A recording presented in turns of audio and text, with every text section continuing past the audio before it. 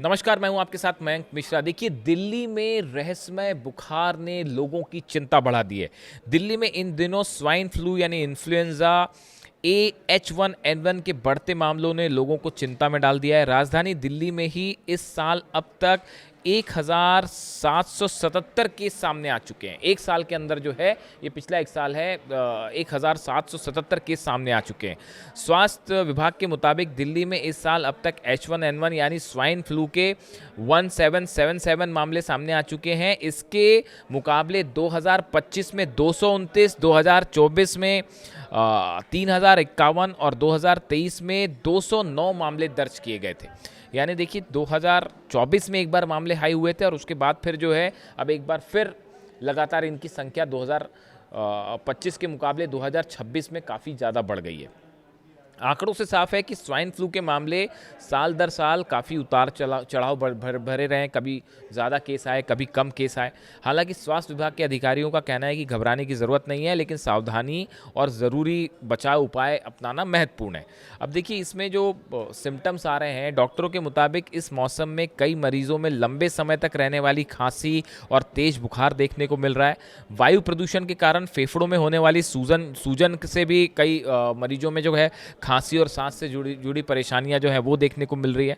उन्होंने बताया, कई डॉक्टर्स का कहना है कि H1N1 संक्रमण में आमतौर पर बुखार, खांसी, गले में खराश, सिरदर्द, बदन दर्द और थकान जैसे लक्षण जो हैं वो देखने को मिल रहे हैं।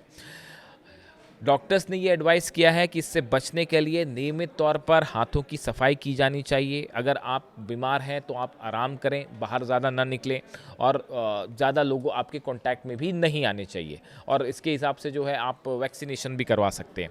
एम्स दिल्ली के पूर्व निदेशक डॉक्टर रणदीप गुलेरिया ने इसको लेकर कहा है, वायरल और H1N1 को लेकर कहा है कि मानसून के महीने में हर साल ऐसे मामलों में बढ़ोतरी देखने को मिलती है।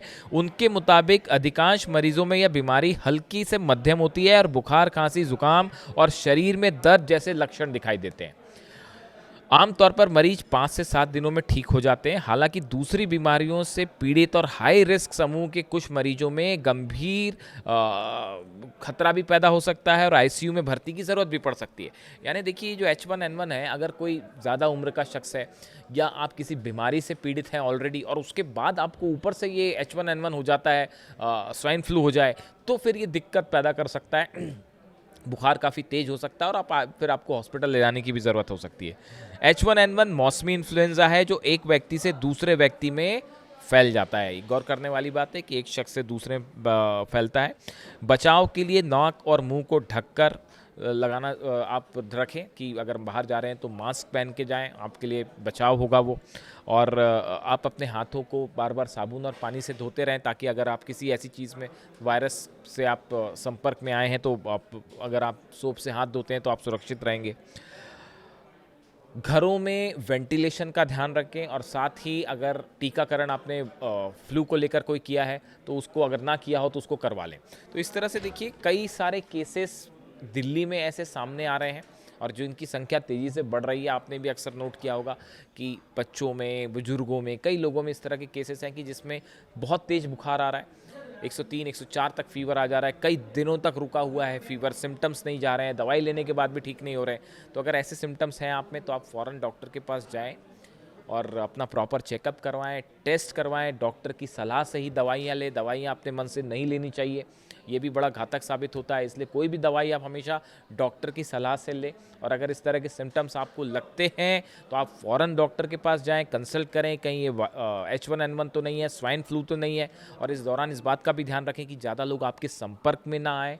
और अगर कोई व्यक्ति संपर्क में आता है, उसमें सिम्टम्स आते हैं, तो आप उनका भी ध्यान रखें। तो फिलहाल दिल्ली में स्वाइन फ्लू को लेकर खासा जो है लोगों में चिंता देखने को मिल रही है। हालांकि सरकार ने अपनी तरफ से तैयारी कर ली है और अलर्ट भी लगातार जारी किए जा रहे हैं सरकार की तरफ से। फिलहाल मामले बढ़ रहे हैं, हालात पर हमारी नज़र है। अगर केसेस और बढ़ते हैं हम आपको बताएंगे। Thank you so much.